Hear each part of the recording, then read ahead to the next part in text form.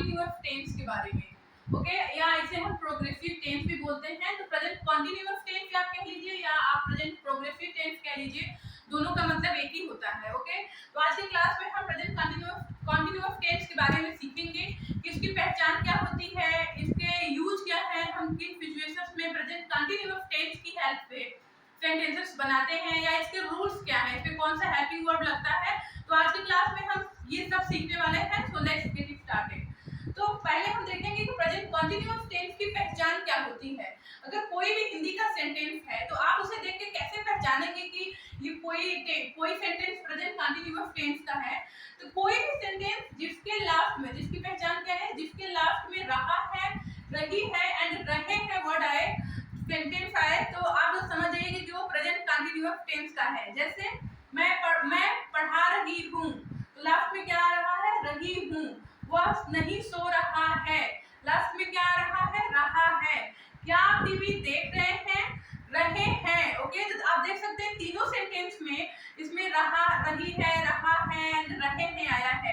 तो present continuous tense का यही पहचान होता है कि कोई भी हिंदी का सेंटेंस जिसके लास्ट में रहा है, रही है एंड रहे हैं आए, वो हमारा प्रेजेंट कंटिन्यूअस टेंस होता है। ओके, अब हम देखेंगे कि प्रेजेंट कंटिन्यूअस टेंस का हम कहाँ पे यूज करते हैं, किस टाइप के सेंटेंसेस हम इसकी हेल्प से बनाते हैं, या किन सिचुएशंस में हम प्रेजेंट कंटिन्यूअस टेंस का यूज करते हैं। ओके, तो इसका क्या यूज है, हम प्रेजेंट कंटिन्यूअस टेंस का वहां पे यूज करते हैं जब भी कोई काम हो रहा है और हम उसी टाइम उस काम को बता रहे हैं। जैसे अगर मैं कहूँ कि मैं पढ़ा रही हूँ, तो मैं क्या कर रही हूँ, मैं पढ़ा रही हूँ और मैं अभी बता रही हूँ कि मैं पढ़ा रही हूँ। तो कोई काम जब आप बता रहे हैं उसी टाइम वो काम हो रहा है। जैसे कोई आपसे पूछता है, अगर आप टीवी देख रहे हैं, आपसे कोई पूछे कि आप क्या कर रहे हैं, तो आप बोलेंगे मैं टीवी देख रहा हूँ। तो आप उस टाइम क्या कर रहे हैं, टीवी देख रहे हैं, और आप उसी काम को बता रहे हैं कि मैं टीवी देख रहा हूँ। कोई काम at the speaking of time, जैसे at the action happening at the speaking of time, कोई काम जो बोलते टाइम हो रहा है। कंटिन्यूअस का मतलब होता है लगातार कोई काम चल रहा है। प्रेजेंट का मतलब होता है वर्तमान टाइम में, अभी मतलब कोई काम चल रहा है। जैसे मैं खाना बना रही हूँ, तो मैं क्या कहूँगी, मैं खाना बना रही हूँ। जैसे मैं अपना ब्रेकफास्ट कर रही हूँ, मैं बोलूँगी मैं अपना ब्रेकफास्ट कर रही हूँ। अगर मैं स्कूल जा रही हूँ, मैं बोलूँगी मैं, अगर मुझसे कोई पूछे कि क्या कर रहे हो, तो मैं बोलूँगी मैं स्कूल जा रही हूँ। वो क्या कर रहा है, वो सो रहा है। तो क्या कर रहा है, सोने का काम कर रहा है। कोई काम बोलते टाइम हो रहा है, तो वहां पे हम प्रेजेंट कंटिन्यूअस टेंस का यूज करते हैं। ओके, जैसे मैं पढ़ा रही हूँ, तो मैं कहूँगी मैं पढ़ा रही हूँ। वह नहीं सो रहा है। जैसे आपसे कोई पूछे कि क्या वो नहीं सो रहा है, तब कहेंगे नहीं वो नहीं सो रहा है। तो क्या काम क्या हो रहा है, जब भी आप बता रहे हैं उसी टाइम कोई काम हो रहा है, तो वहां पे हम प्रेजेंट कंटिन्यूअस टेंस का यूज करते हैं। ओके, अब हम आते हैं इसके रूल्स पे कि इसका रूल्स क्या है, कैसे हम पॉजिटिव सेंटेंसेस बनाते हैं, कैसे निगेटिव सेंटेंसेस बनाएंगे, कैसे हम क्वेश्चंस करते हैं। तो प्रेजेंट कंटिन्यूअस टेंस के बनाने का नियम है कि पहले हम कोई भी सेंटेंस बनाने के लिए हमें पहले क्या चाहिए, सब्जेक्ट। उसके बाद हम प्रेजेंट कंटिन्यूअस में तीन हेल्पिंग वर्ड का यूज करते हैं, इज, एम एंड आर। तो कंटिन्यूअस टेंस में तीन हेल्पिंग वर्ड का यूज होता है। कौन कौन से, is, am and are. Okay, and word की फर्स्ट फॉर्म के साथ हम आईएनजी लगाते हैं। तो कंटिन्यूअस टेंस में तीन हेल्पिंग वर्ड होते हैं, इज, एम, आर, और वर्ब की फर्स्ट फॉर्म के साथ, जैसे गो हमारा फर्स्ट फॉर्म हो गया, तो उसमें हम क्या लगाएंगे, गोइंग।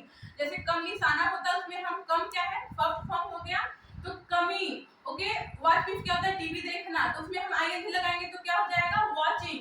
तो वर्ब की फर्स्ट फॉर्म के साथ हमें क्या लगाना है, आईएनजी, उसके बाद हमारा आ जाएगा ऑब्जेक्ट। ये रहा हमारा पॉजिटिव सेंटेंस बनाने के लिए। पॉजिटिव सेंटेंस हम किसे कहते हैं, जिसमें नहीं और कोई क्वेश्चंस नहीं होता है, सिंपल सा सेंटेंस होता है, उसे हम पॉजिटिव सेंटेंस बोलते हैं। ओके, अब हम देखेंगे कि नेगेटिव सेंटेंस कैसे बनता है। तो सब्जेक्ट, उसके बाद हमारा हेल्पिंग वर्ब आएगा इज, एम, आर, उसके बाद हम नॉट का यूज करते हैं। नेगेटिव सेंटेंस का मतलब जिसमें नहीं का यूज होता है। जैसे वह नहीं सो रहा है, तो ये क्या है, हमारा नेगेटिव सेंटेंस हो गया।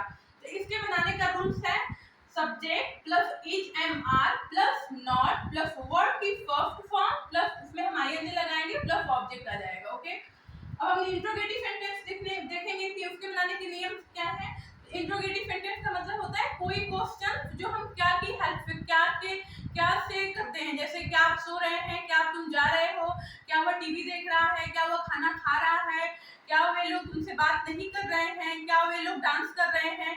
तो कोई भी क्वेश्चन जो क्या की हेल्प से होता है उसे हम इंट्रोगेटिव सेंटेंस कहते हैं।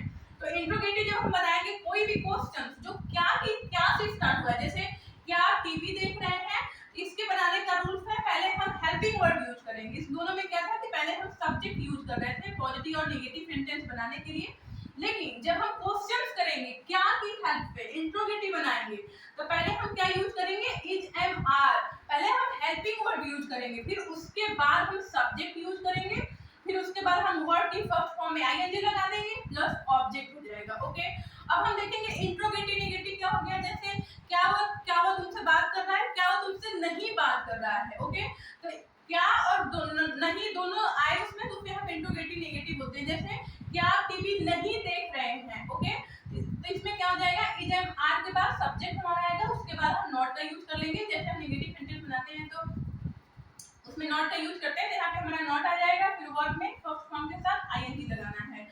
ओके, अब हम देखेंगे क्वेश्चंस वर्ड वाले। जब हम क्वेश्चंस करेंगे क्वेश्चंस वर्ड वाले मतलब क्या, क्यों, कैसे, कहां। जैसे तुम कहां जा रहे हो, तुम क्या कर रहे हो, तो क्वेश्चन वर्ड जब बीच में आता है तो उसे हम क्वेश्चंस वर्ड वाले क्वेश्चंस कहते हैं। जैसे why, when, how, what, where. उसके बनाने के नियम फिर क्या है, बस अब जैसे हम इंट्रोगेटिव बना रहे थे कि इज एम आर को पहले ले आए थे, तो उसके पहले हमें क्या करना है, क्वेश्चंस वर्ड यूज कर लेना। इज एम आर के पहले हेल्पिंग वर्ब के पहले ही हमें क्वेश्चंस वर्ड यूज कर लेना। जैसे तुम क्या टीवी देख रहे हो। ओके, तो हमारा क्या है, यहाँ पे हम क्वेश्चंस कर रहे हैं, क्या तुम क्या टीवी देख रहे हो, तुम क्यों टीवी देख रहे हो। तो क्यों क्या है, हमारे क्वेश्चंस वर्ड है। ओके, तो ये हमारे रूल नियम हो गए हैं कैसे हम सेंटेंसेस बनाते हैं, कैसे हमारा पॉजिटिव सेंटेंस बनता है, कैसे नेगेटिव सेंटेंस बनता है, कैसे इंट्रोगेटिव नेगेटिव बनाएंगे और कैसे क्वेश्चंस वर्ड वाले हम क्वेश्चंस करेंगे।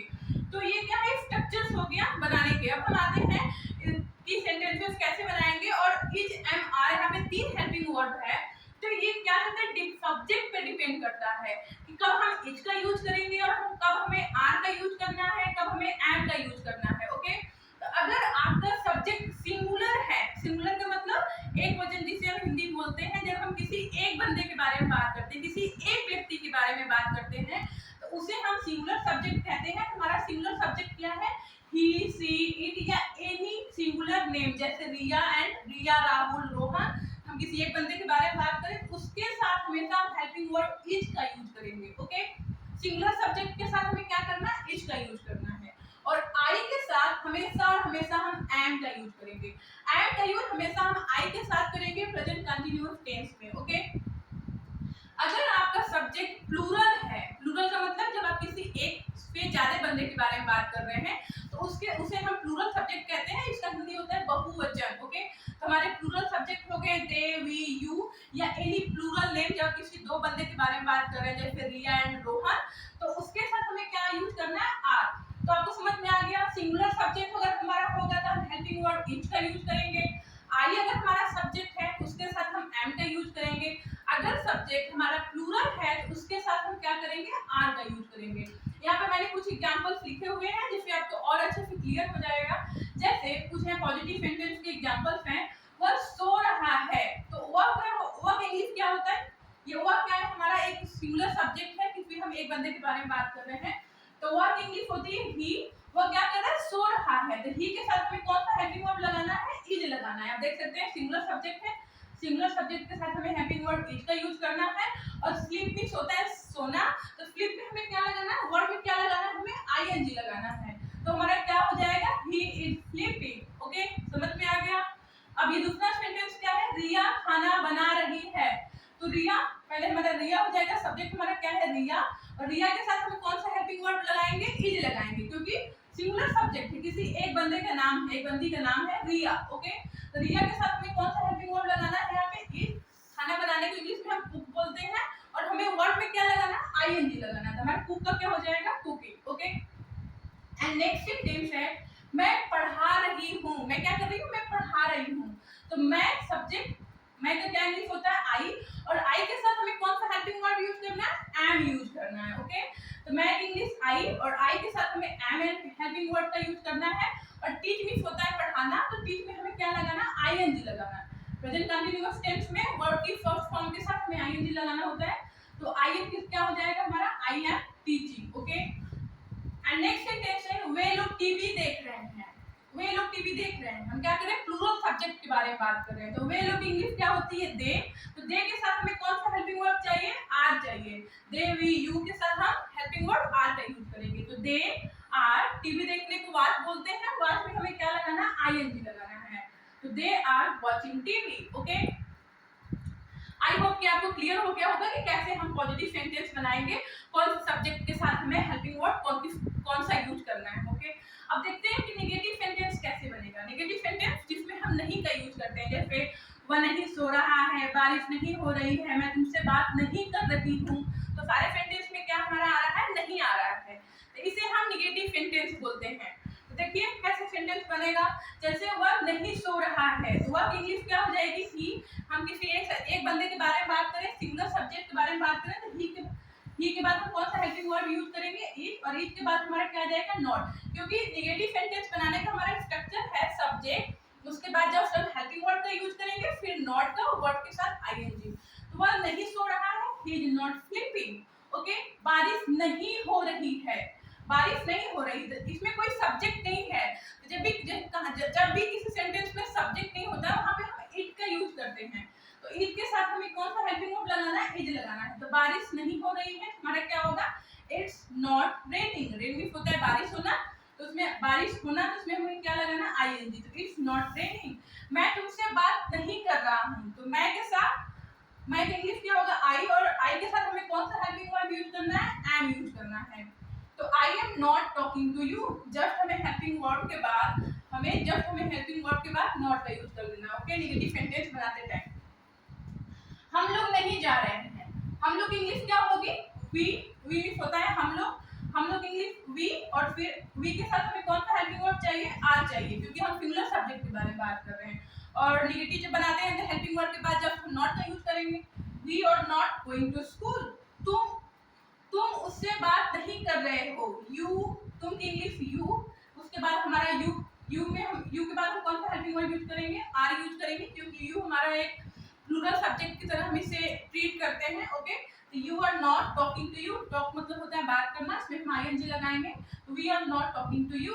ओके, एंड आई होप कि आपको क्लियर हुआ होगा कि कंटीन्यूअस टेंस की पहचान क्या होती है, इसके यूज क्या होते हैं, इसके रूल्स क्या हैं, कैसे हम सेंटेंसेस बनाते हैं, कैसे पॉजिटिव सेंटेंस, कैसे नेगेटिव सेंटेंस बनेगा, और कौन सा सब्जेक्ट के साथ में कौन सा हेल्पिंग वर्ब का यूज करना है। ये रहा पॉजिटिव सेंटेंस का एग्जांपल, ये रहा नेगेटिव सेंटेंस का एग्जांपल। ओके, आप स्क्रीनशॉट ले सकते हैं। फिर हम देखते हैं कि कैसे हम क्वेश्चंस करेंगे। ओके, अब हम देखेंगे कि इंट्रोगेटिव सेंटेंस कैसे बनेगा। इंट्रोगेटिव सेंटेंस वो होते हैं जो हम क्या की हेल्प से क्वेश्चंस करते हैं, क्या से। ओके, तो क्या तुम जा रहे हो, तो क्या की इंग्लिश पहले आएगी, तो यू के साथ हम कौन सा हेल्पिंग वर्ब यूज करते हैं, आर यूज करेंगे, क्योंकि यू के साथ हमें कौन सा हेल्पिंग वर्ब चाहिए, आर।